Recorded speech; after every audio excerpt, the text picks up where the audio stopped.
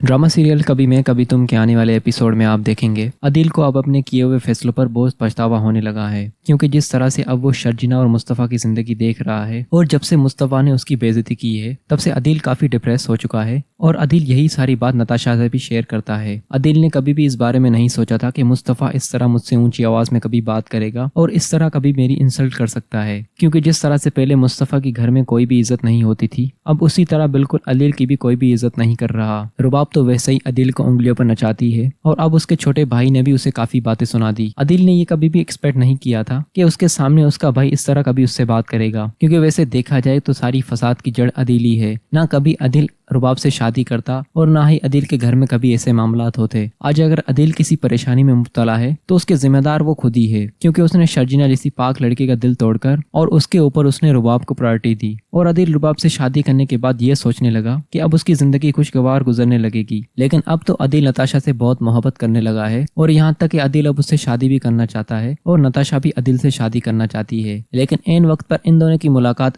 रुबाब देख लेगी और वही दिन रुबाब की वापसी का होगा। आने से पहले रुबाब अदील को काफी कॉल्स करती है, लेकिन अदील उसकी कॉल्स नहीं उठाता। लेकिन जब रुबाब अपनी आंखों के सामने अदील और नताशा को एक दूसरे के साथ बहुत क्लोज देखेगी तो यहाँ पर अदील की वो बहुत इंसल्ट करेगी और अदील को इस हद तक बातें सुनाएगी कि अदील को कहीं का नहीं रहने देगी, क्योंकि अदील जैसे लालची इंसान के साथ ऐसा ही होना चाहिए।